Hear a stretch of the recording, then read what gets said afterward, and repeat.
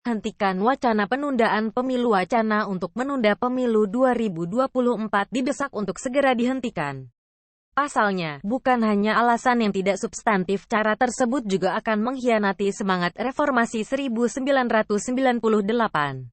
Peneliti politik Badan Riset dan Inovasi Nasional (BRIN), Siti Zuro mengingatkan, pembatasan masa jabatan merupakan salah satu cita-cita digolkan saat reformasi 98.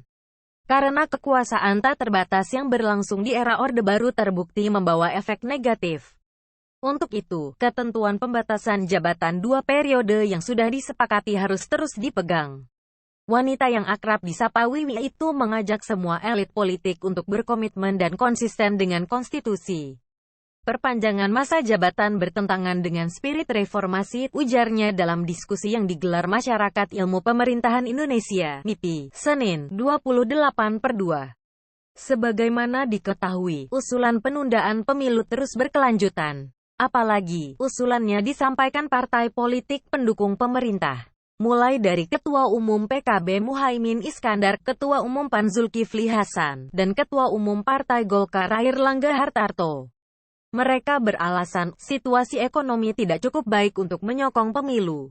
Di sisi lain, kepuasan pada Presiden Joko Widodo juga tinggi.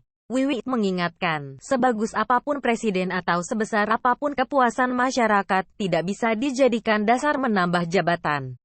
Dalam sistem demokrasi presidensial, jabatan sifatnya tetap. Sebaliknya, pembatasan merupakan instrumen untuk menjaga kekuasaan tidak jatuh pada rezim otoriter.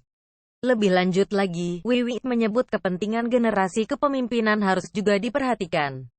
Sehingga demokrasi di Indonesia bisa tetap sehat. Jadi poinnya itu, tidak lu, kamu, lagi, lu, kamu, lagi, imbuhnya. Terkait adanya indikasi elit khawatir program strategis tidak berjalan jika terjadi perubahan kepemimpinan, Wiwi menilai solusinya bukan dengan memperpanjang masa jabatan.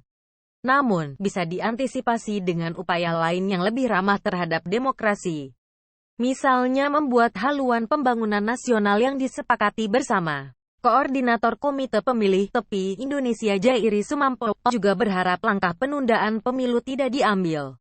Meski secara politik peluang itu terbuka karena kuatnya posisi partai pemerintah parlemen, Jairi memprediksi berisiko ini akan repot, kacau dan gaduh, tegasnya. Pihaknya juga mendesak agar Presiden Joko Widodo mengambil langkah tegas. Misalnya dengan mengeluarkan pernyataan pemilu 2024 dilanjutkan. Sehingga isu penundaan tidak jadi bola liar. Kita harus ingatkan Pak Presiden buah reformasi, tegasnya.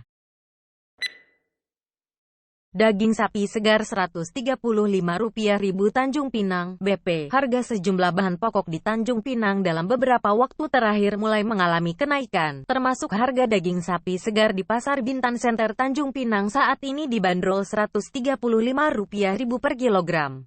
Salah satu pedagang daging sapi segar di Pasar Bintan Center, Wirman, mengungkapkan kenaikan harga daging sapi sudah terjadi sejak pekan lalu. Saat ini harganya mencapai Rp135.000 per kilogram.